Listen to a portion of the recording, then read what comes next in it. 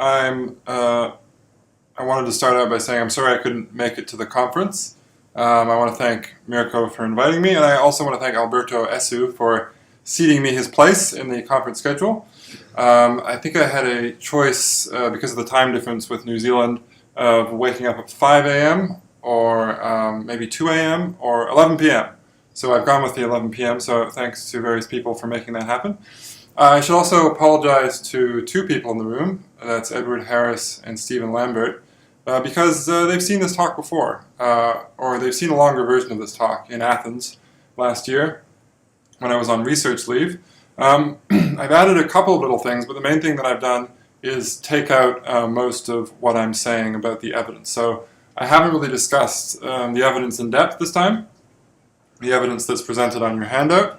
And that's because this is a Greek institutions conference, so I wanted to focus on my vision of the associations and how they're interacting and how this might affect Athenian social life. And I'm perfectly willing to talk more about the evidence in detail when we come to the Q&A, at which point I'm going to magically appear from over the seas. By magic here, of course, I mean technology. Well, I'm a classicist after all. Okay, so this is called Non-Citizens and Athenian Associations. So, sometime between the middle and the end of the 4th century BC, a group of people that describe themselves just as hoi plunes, the people of the washing trough, or the washers, or maybe the fullers, they dedicated this monument, and they dedicated it to the nymphs and all the gods. And this is number 14 on your handout. And above the inscription, we can see sculpted in relief the face of the river god, Achelous, on the side there, 3 nymphs, and also a seated Pan on the other side. And below that, we have a bearded figure, maybe a hero, and on the other side of the small altar, we have probably Persephone and the seated Demeter. And in the inscription itself, we have listed the names of all the people who made this dedication.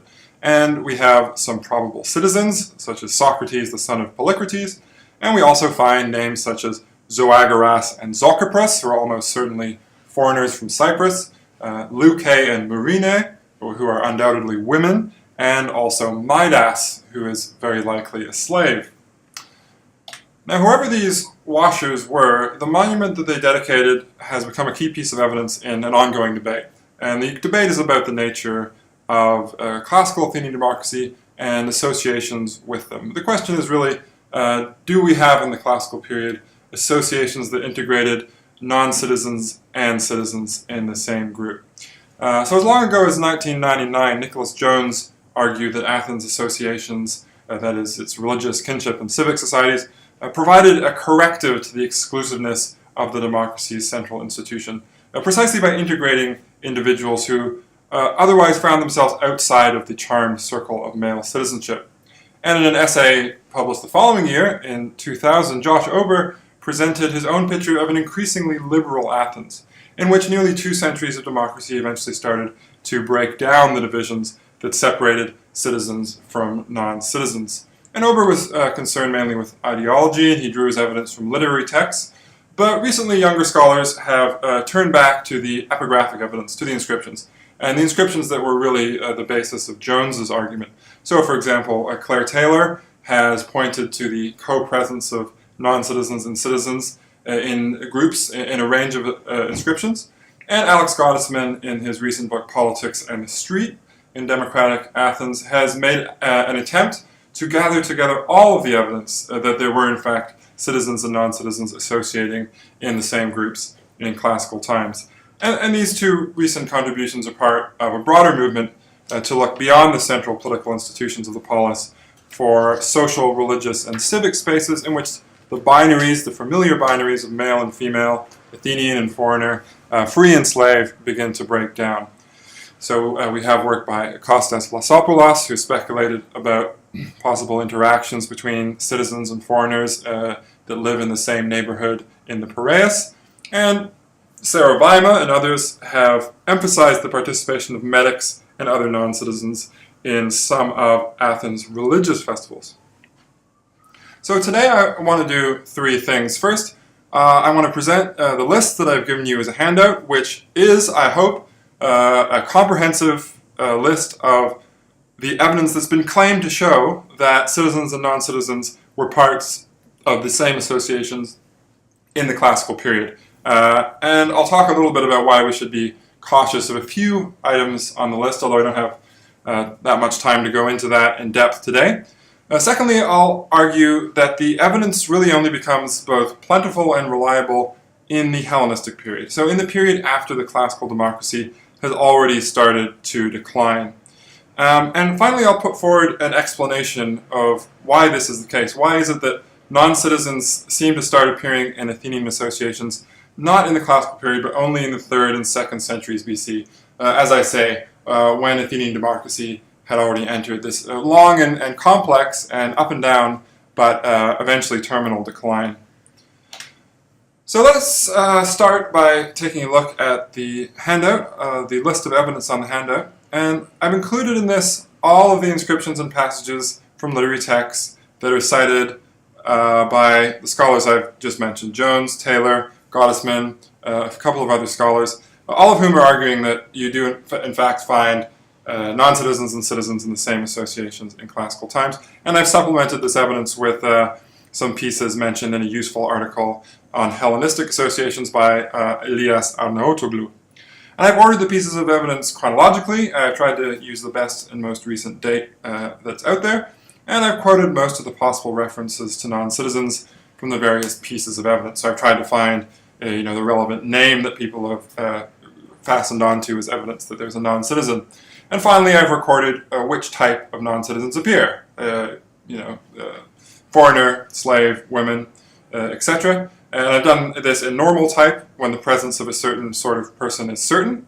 I've done it in italics when it's probable or likely. And I've underlined it when it's just a possibility. So how did I do this? How did I decide whether a given individual was certain, probable, or possible, certain citizen, possible citizen, probable citizen, etc.? Well, normally I've only listed as certain citizens who are listed with their demotic, right? The deme that they are official members of. I've listed medics as certain only if they're listed with the official formula for medics, resident in such and such a deme. And I've only listed foreigners as certain if they appear with their ethnics, the city-state that they originate from. And I have to be careful here because Vlasopoulos has recently shown in a detailed analysis that most Athenian slave names are not distinguishable from citizens' names at first sight. So I've tried to be a bit more careful, and I followed the lead of Arnaotoglou, who looks at how many known slaves or known foreigners share a particular name. So I've tried to list people as probable foreigners, for example, if they seem to share that name with a large number of other foreigners, and if they only share that name with a small number of other foreigners, or the evidence is more complicated, I list them only as possible foreigners. And I should also say at the outset that I use the term citizen here in a pretty old-fashioned sense to refer to someone with political rights. And I'm aware that Robin Osborne and Josine Bloch have recently argued that actually this old-fashioned use of the word citizen is a peculiarly Aristotelian sense of the Greek word polites, which could actually be used to refer to anyone who took part in the community, in the religious community, in the social community, and that includes women, according to Bloch especially. And that may well be the case. My reaction is that much of the interest of the scholarship I've just quoted, the scholarship I've just mentioned, is its attempt to find evidence of some sort of participation by people who were excluded from the democracy's central institutions. So it's interesting to look at associations partly because we know that women and foreigners were excluded from central institutions like the assembly. And so I want to look for people who otherwise would not be participating in politics, who are nonetheless participating in Athenian social life in this particular way because they're part of a group. So I find the English word citizen a convenient way of distinguishing those who had political rights from those who didn't. So for the purposes of this presentation, the word citizen means someone with political rights. So I could go on discussing the reasons why I included particular items of evidence on this list. We can talk about that more later maybe. I could go on talking about what specific claims about Athenian associations the various pieces of evidence support. Instead, I want to focus on two features of the evidence today. And the first is that it gets stronger over time. The evidence gets more reliable, it gets stronger, there are more definite non-citizens over time. Early on in the list we have a number of pretty dubious categories of evidence, in my humble opinion. And I'll just have to do this in a very quick way today. But we can start with the inscriptions from the Demes, which cluster towards the beginning of the list. And they're included really because of Nicholas Jones's argument. And Jones's argument is that when we find the phrase "those resident in," oikon en, someone resident in a deme, what that refers to is a non-citizen or a group of non-citizens. I can go through this in more detail later, but it seems vastly more likely to me and other scholars that in fact this phrase refers to other Athenian citizens or Athenian citizens from other demes living in another deme. The passages drawn from 4th century literary texts I think should also be viewed with some skepticism, especially the ones that have to do with the work of Olivier Orange, that are drawn from the work of Orange. So Orange draws up various lists of hetairai, and I think in particular, if we look at the number 3, the example with Agariste, some of his evidence is a bit dubious. So in the case of Agariste, he includes her on a list of people in a hetairai because she said she knew in whose house a parody of the mysteries took place. And of course, you could have that knowledge without actually being part of a formal hetairai or being part of a group. Then we move on to the passages from Demosthenes very quickly, numbers 11 and 12. Of course, the problem with these is that it's impossible to say whether what Demosthenes says about his bitterest rival, Aeschines, and still less his bitterest rival's mother, it's impossible to say whether these things are really true. At least it's much worse evidence, I think, than inscriptions listing members produced by actual associations. So that's the gold standard of evidence for me, these inscriptions produced by actual associations. So the evidence gets stronger over time, and on the other side of the ledger, so that was the sort of negative part of the argument, that the early stuff isn't very strong. The other side of the ledger is that the later pieces of evidence get increasingly strong. Most of them seem to be inscriptions listing members of groups, and moreover, they include a lot more definite non-citizens in groups that also have citizens in them. So all of the 4 inscriptions that definitely list multiple citizens and multiple non-citizens as members of the same associations, they all come from after 159 BC, pretty late. If we count up, if we were counting names rather than just pieces of evidence, I think it would become even clearer that the evidence is stronger as it goes along, because there are more names of non-citizens on the bits of evidence that come from later. And actually that brings us to the second thing I wanted to say about the evidence today, and that is that it is slanted towards the Hellenistic period. So this is the big takeaway point. This is my main argument, essentially, of this paper, or at least of this sort of evidence-focused bit of the paper. The evidence for non-citizen and citizen mixing in associations doesn't really come from the classical period. It comes mainly from the Hellenistic period. So we have 24 of our 44 pieces of evidence that are in no way from the classical period. They cannot possibly be from the classical period. We have a further 8 that might not be from the classical period. And this means that 32 of our 44 pieces of evidence, 73%, might well come from after the end of the classical democracy. And that leaves 12 pieces of evidence that were definitely produced in classical times. So there are only 12 pieces of evidence that were from the classical period. And as we've seen, a lot of these early pieces of evidence are slightly dubious. So we should be skeptical about them. And we should recall at this point that most of these pieces of evidence have been cited by scholars who were trying to show that there were associations with both citizens and non-citizens in them during the classical democracy. And, well, when does the classical democracy end? Well, that's a controversy in itself. But I've taken, I think, a pretty conventional date of 321, when, of course, the Macedonian regent Antipater imposes a property requirement for political participation. And I think that pretty much marks the end of the system set up by Cleisthenes around 508/7.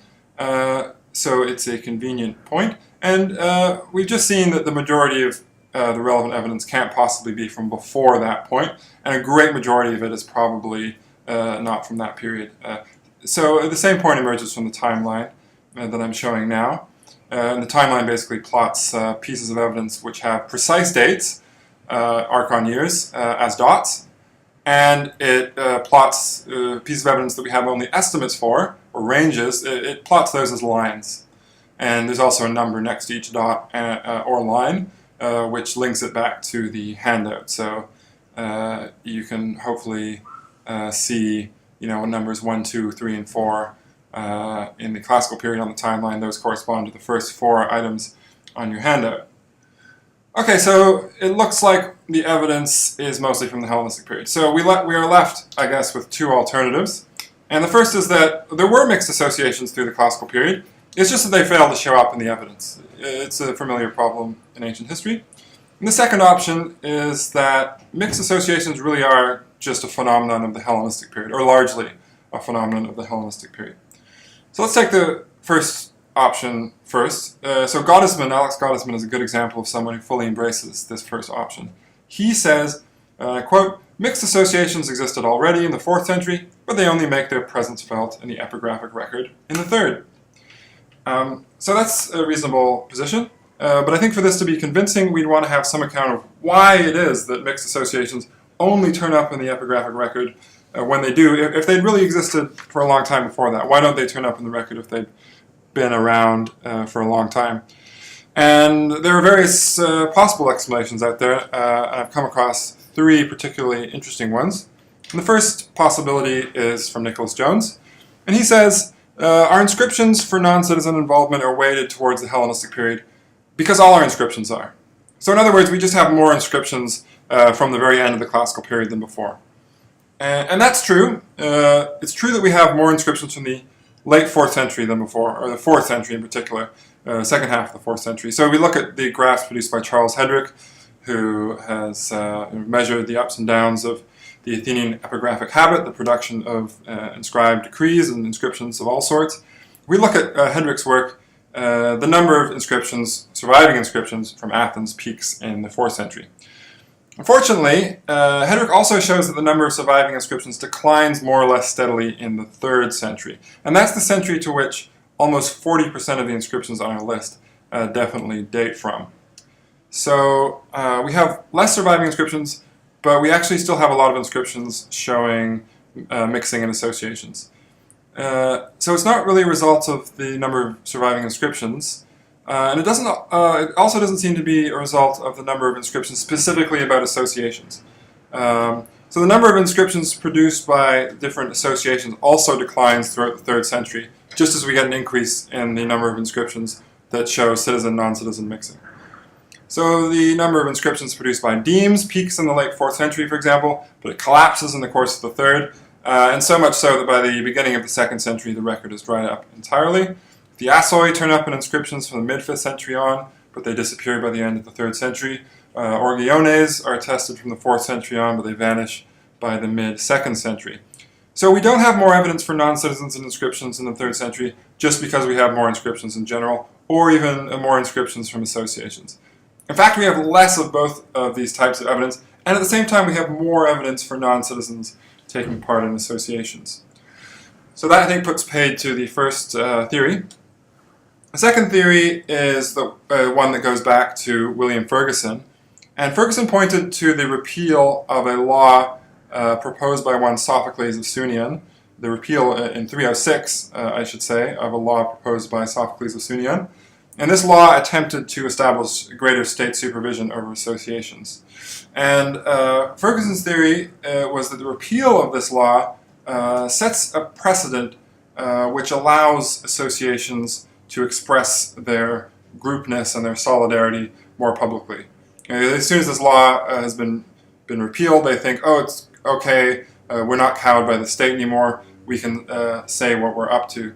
And we can start inscribing things publicly, and that's why you suddenly get this evidence for what associations are up to after 306. Now the problem with this idea, the idea that associations only start being open about their activities after the repeal of the law of Sophocles, is the chronology. So no fewer than 21 of the items on our list, that's almost half of them, no fewer than 21 of them likely predate the repeal of that law. 14 of them, or 32%, are inscriptions set up in public by the various groups, none of which seems particularly secretive. On the contrary, a lot of these consist of lists of members. So even before 306, a lot of associations are inscribing, and they're inscribing in ways that suggest they're not particularly cowed by the state anyway. So there's no reason to believe that the repeal of Sophocles' law lifted the lid on associations that had previously been felt unable to express themselves. And as far as we can tell, in fact, associations begin to express themselves earlier than that.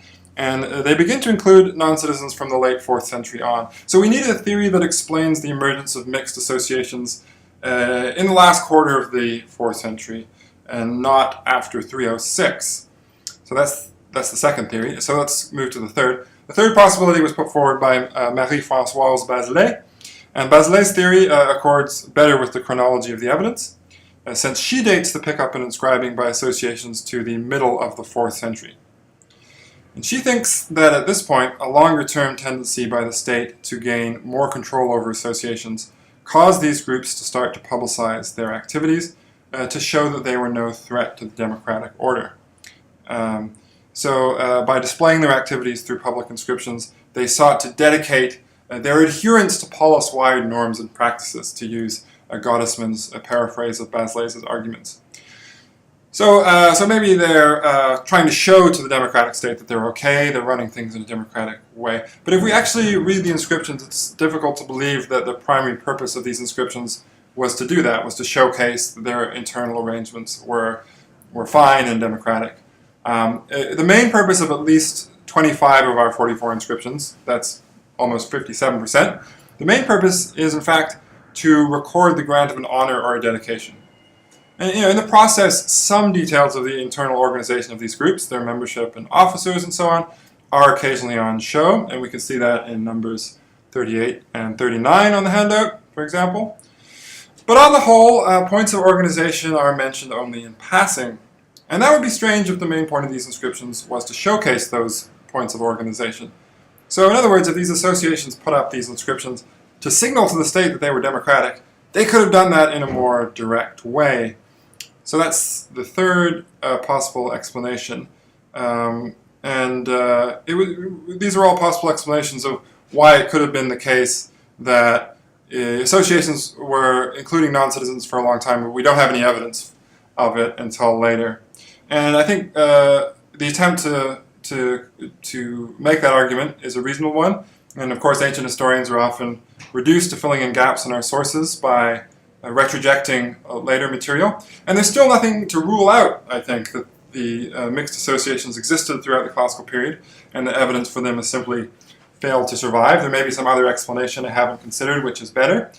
On the other hand, I think given the paucity of the evidence for mixed associations in classical times, it's equally likely, personally I would say more likely, it's equally likely that the mixed association is not a classical phenomenon at all. It's a Hellenistic phenomenon. It's something that only really picks up when the democracy goes into decline. So let's consider that option now. Let's consider the option that the mixed associations with citizens and non-citizens together, that really is a Hellenistic phenomenon. So if that's the case, why is that? What might explain that? Here I'm going to look at two theories, Jones's theory and Ober's theory, and then I'm going to offer my own. So you might be a bit surprised. Might be a bit surprised to find Jones again here, since we just considered his argument that the mixed association was a classical phenomenon, right? Because the evidence just picks up at the end of the classical period, according to Jones, and so that's why we have more evidence. But by the end of his book, Jones has actually changed his mind, which is laudable enough. And he's decided that mixed associations really did emerge in the Hellenistic period. So by the end of the book, Jones is saying, no, mixed associations are a Hellenistic phenomenon. And then he puts forward an explanation of why this was so. And he says a lot of these groups had qualification by descent. And because of this, a lot of them were doomed to stagnation, if not gradual decline, for demographic reasons. So as the lines of descent of established families in these groups come to an end, the membership numbers gradually sink to zero. But, Jones says, as these groups decline, other groups, Aranoi, Thiassoi, and Orgiones, come into the limelight. They come onto the stage, they emerge, they become more active. And these new groups often worship foreign gods. And because they worship foreign gods, many of them incorporate foreign members into their ranks as a kind of natural thing. So it's true that many of the pieces of evidence on our list were produced by religious groups, 25 of the 44, so more than half of the total. So Jones is right that religion, or he may be right that religion has a role to play.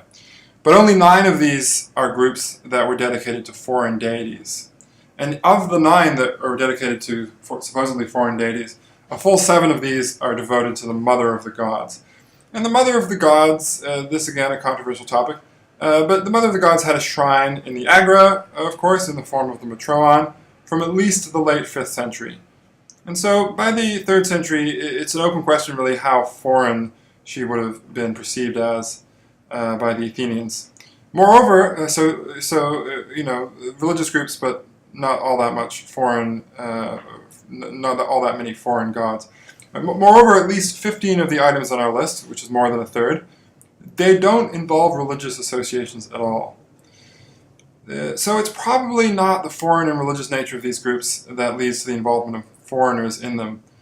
And in any case, Jones's theory, of course, it can explain foreign presence, but it doesn't do so well explaining presence of women and the presence of slaves or former slaves, freedmen. Another aspect of Jones's theory is that these changes are being driven by groups that were new to Athens. Now, some of these associations seem to be new. So number 41 on the list seems to be our earliest surviving inscription from a synodos. But a lot of these associations have been around for a while, and they only start incorporating non-citizens in the Hellenistic period. So let's think about Thiasoi. So we know they exist from at least the mid-5th century on. We have a few lists of members, a famous inscribed table with lots of people from the deme of Kitathaneon, for example. But despite this evidence for Thiasoi, we don't have any indication of non-citizen presence until later. And as a glance at the handout will show, we have more and more attestations of non-citizens in Thiasoi the later we go. From the late 4th century on, we have more non-citizens in Thiasoi. So the problem is precisely that we have old associations that existed already in the classical period, but didn't have non-citizens, that then in the Hellenistic period, they do seem to have non-citizens in them. So what might explain this? And here, it might be profitable to bring in Ober's theory about the liberalizing effects of Athenian democracy. So Ober suggests that the citizen-non-citizen boundary is gradually blurred over the course of the 4th century because the democracy breaks down inherited ideas about who deserves to take part in politics. Democracy, in Ober's view, breaks down the idea that participation should be restricted to the rich or the well-born or the landed, and once that idea has been shown to be kind of absurd by democratic practice, the idea that non-citizens should be excluded from other spheres of life also begins to seem a bit careworn. So there's sort of a jump. There's, we can let poor people, poor males at least, take part in politics, and gradually you get a movement towards other sorts of people, involving other sorts of people in various activities. And Ober appeals to a range of texts, the Old Oligarchs' Constitution of the Athenians, written in the 420s, Aristotle's Politics, written in the 330s and 320s, and a few texts in between those two dates. So in terms of the chronology, using Ober's theory to explain mixed associations works quite well for the first 13 or 14 items on the list. The problem is what we do later. What do we do with the rest of the list, which suggests that there's also evidence, and actually increasing amounts of evidence of greater and greater quality. There's also evidence of citizen-non-citizen interaction at the end of the 4th century and afterwards. So if the explanation is democratic ideology is doing this work, if democratic ideology is driving the inclusion of non-citizens, that is a bit puzzling, because of course democracy comes and goes at the end of the 4th century and in the 3rd century. But what we can say is that it's not a time when Athenian democracy is very stable. And many of the pieces of evidence on the list come from periods in which the sovereignty of the people can be described as uncertain at best. So numbers 21 to 23 come from the period conventionally known as the tyranny of Lachares. Even if it wasn't a tyranny, it was some kind of, Lachares had a lot of power, probably of a sort that wouldn't have been happening in the 5th or 4th century democracy. And numbers 26 to 30 come from the period of oligarchic rule imposed by Antigonus Gonatas in the wake of Athens' defeat in the Chromonidean War. So this is a complicated period, of course, and as Volker Glebe and others have reminded us, the decline of the democracy was not a straightforward one. The democracy, for example, did not decline on all fronts at once. Its central institutions, for example, proved especially durable. So we have the assembly and the council operating pretty much the whole way through this period. We have evidence for that. Sometime around 200 BC, we find the assembly making the momentous decision to join the anti-Macedonian alliance that included Pergamon, Rhodes, and Rome. We have an inscription from the Agora from as late as 130 BC mentioning the people's court, Dicasterion. As for the council, it was arguably more central to the city's decision-making than ever, and it's also larger than ever. So we have 600 rather than 500 members through nearly all of the 3rd century, except for a brief period around 224/3 when it has 650, and arguably that allows more people to take part in democratic institutions. Of course, more members of the council, more people get to take part in the council. So there are things you could stick up for Athenian democracy in the 3rd century. At the same time, though, even though these central institutions continue to exist and they continue to operate and to make decisions, it looks like they become less and less accessible to ordinary Athenian citizens over time, and more under the control of the elite. So we know that there are property requirements for political participation introduced in 321, again in 317, and that's the same year that Demetrius of Phaleron abolishes state pay for the assembly, the people's court, and the theater. We know that sometime in the 290s, members of the council begin to be elected and not selected by lot, and after 262, the same thing happens to the archons.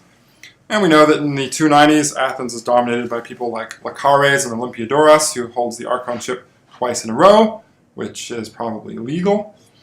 And I want to draw support for this section of my paper actually by mentioning Stephen Lambert's forthcoming work, actually, which he shared with me by personal communication, where I think he will show that sometime in this period, the ban on serving in the council more than twice starts to be ignored. And all of these little bits of evidence come together, I think, to suggest that there's more and more elite capture of these institutions. And I think it would be very difficult to deny that democracy in Athens is stronger or as strong around 200 as it was around 325. So given this context, the picture presented by the evidence that I've presented today, in which non-citizens become increasingly visible in associations just as Athenian democracy and civil society declines, that picture is not one that can be explained by liberalizing effects of democratic ideology, just because it's simultaneous with the decline of the gradual and complicated, but simultaneous with the decline of the democracy. And the emergence of non-citizens and associations also happens just as the associations themselves begin to disappear. I, again, refer you to the evidence of inscriptions of demes and thiassoi and orgiones drying up around this time. So rather than going from strength to strength in this period, with non-citizens and citizens keenly collaborating, inspired by democratic ideology or practices, in fact, what seems to be happening is that you have the introduction of non-citizens into these associations, and then these associations themselves start to disappear. So the inclusion of non-citizens starts to look less like the beginning of something new than a last gasp. And this is where, speaking of last gasps, that I will turn to my own theory. And I also turn to Frank Bryan's study of direct democratic town meetings in New England and in Vermont in particular, because Bryan's empirical work led him to noticing that members of smaller communities are more likely to turn up and to participate in meetings, and also to be slightly robust about new members coming into their meetings. And Bryan suggests that his observation can be explained by viewing the vote as a share of political power. And the value of this share, the value of the vote, is greater the smaller the community and the more work the community does. So he speculated as well that the more valuable a vote was, the stronger the incentives insiders would have to exclude others, since they would have correspondingly more to lose from the introduction of additional votes. So, if we look at a vote in this way as a share in the power of the state that citizens want to defend, I think it's clear that citizens of classical Athens would have held some very valuable shares. Athens is small by modern standards, Athenian democracy is very direct, and the Athenian state, in the classical period at least, has considerable power to affect its people's will on a military level and on other levels. So citizens might well have been wary of letting outsiders get close to the right to participate in their politics, since doing that would have diluted their own considerable voting power. Now, in the late 4th century, Athenians' democracy and their military power are dealt a number of severe blows by the Macedonians. And of course, the key structural change was the emergence of large, rich, aggressive states in the wake of the campaigns of Alexander. And ultimately, this leads to Athens' defeat by Antipater in the Lamian War, which demonstrates that Athens is really no longer a first-rate power, and it leads also to the imposition of property requirements for political participation, as we've already seen. So what's important here with my theory is that the result of both of these developments, Athens getting less powerful and less democratic, is that it decreases the value of Athenian citizenship. And it's crucial to notice here, too, that when the new wealth-based criteria for participation are introduced, those deprived of their political rights are still citizens. They continue to be citizens.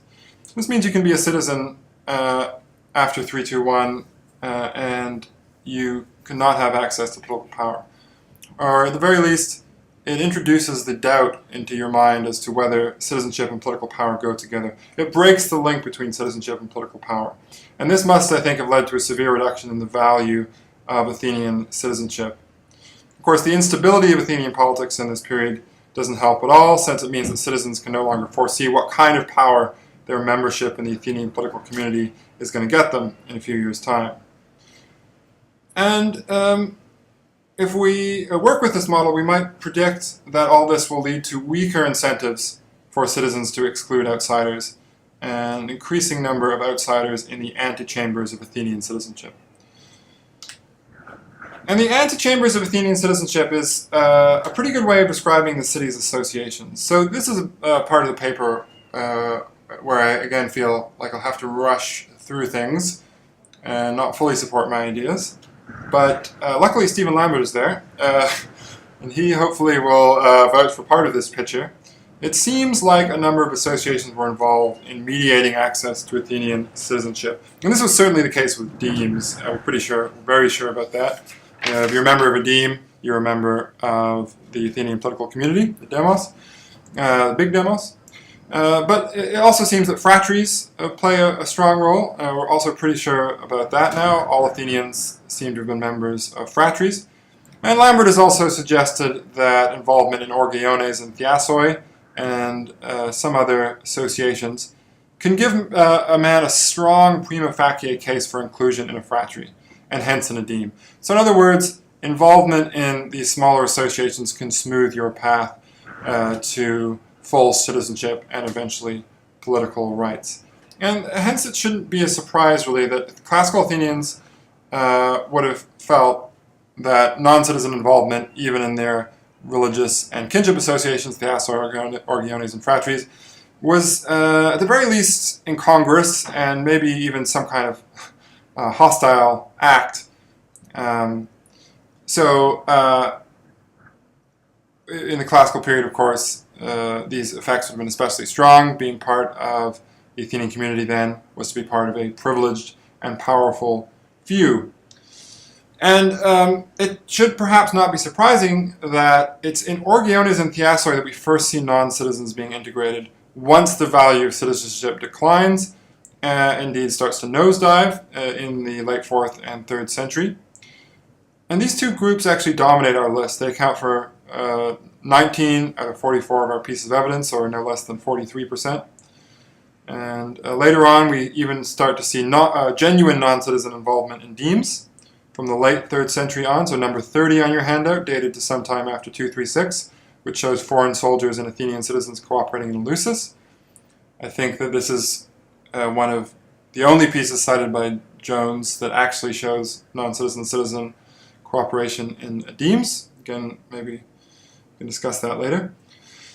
So in the classical period, citizens had strong incentives to make sure that outsiders didn't get anywhere near their membership, get anywhere near membership in Demes, since allowing them to do so would have meant granting them access to the few valuable shares in Athenian power, which was then at its peak. And by the 3rd century, the value of Athenian citizenship has plummeted, the value of Athenian, or the capacity of the Athenian state has plummeted, the level of Athenian democracy has plummeted, and I think it therefore stops seeming so important to police the boundaries of these groups. It stops seeming so incongruous for non-citizen people to be involved in these groups. So, if my theory is right, which it may well not be, if my theory is right, what might it tell us about Athenian society? I began this paper by mentioning recent work by the likes of Lysopoulos and Weimar that seeks to move beyond the exclusiveness of the polis as a political community by looking for spaces in which citizens and non-citizens interacted, in which the citizen and non-citizen distinction broke down. And that may well have happened in various contexts. If we're open-minded about the forms that interaction took, there may well be evidence for informal cooperation between citizens and non-citizens in neighborhoods in the Piraeus, we follow Lysopoulos, in religious festivals, as Weimar likes to emphasize, and various others like to emphasize. But the takeaway from this paper, I guess, if what I say is right, is that this sort of cooperation was not actually a feature of classical Athenian associations. The more formal associations of classical Athens, if we look at the evidence, they don't seem to show this kind of interaction between citizens and non-citizens.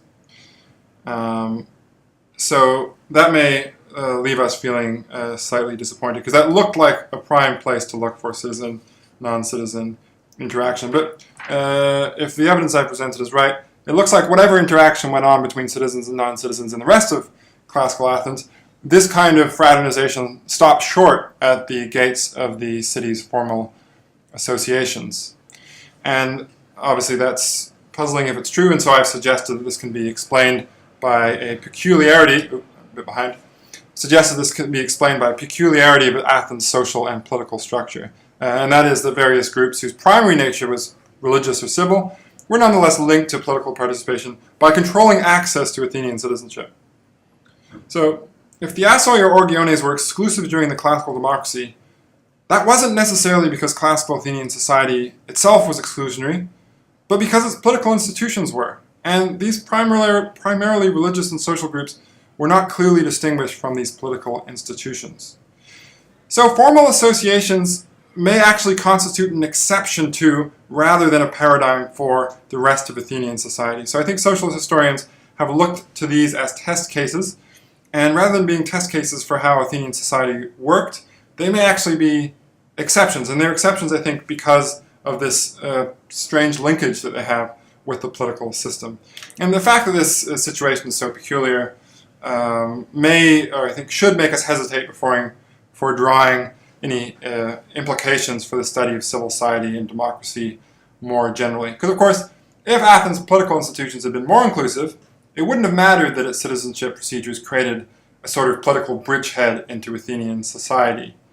And similarly, if Athens' associations had been kept completely distinct from its political institutions, that they were just normal associations without a link to citizenship, then these associations probably wouldn't have become an exception to what may be a more inclusive norm in Athenian society.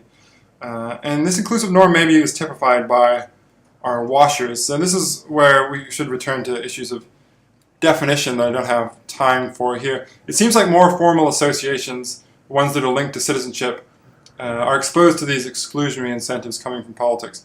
Groups like the washers, which just seem to set themselves up in a less formal way, perhaps have a bit more wiggle room to include non-citizens. So we're used to thinking, I think, that increasing interaction on a social level can lead to an opening up of political institutions. And maybe in other cases in world history it has. Now what the case of Athens may suggest instead is that political exclusiveness, far from being broken down by social inclusiveness, may actually under certain conditions counteract it. Modern democracies tend to have much more inclusive franchises than Athens did from the start, so they have little to fear on this front. But for historians of democracy, the Athenian case may serve as a reminder of the importance of a broad franchise, not only for political reasons, but for social ones too. So Athenian democratic society may not have been quite as oppressive to non-citizens as we once thought, but along with the possible liberalizing effects of democratic ideology, there were also exclusionary incentives, which were generated by this peculiar method of confirming citizens. And if I'm right, all of this helps explain the curious and discomforting phenomenon which I've argued for in this paper, in which non-citizens emerge as full members of Athens associations, not because of the democracy, not during the democracy, but only when the democracy has in fact started to decline. So, thank you. I should see you in a few minutes.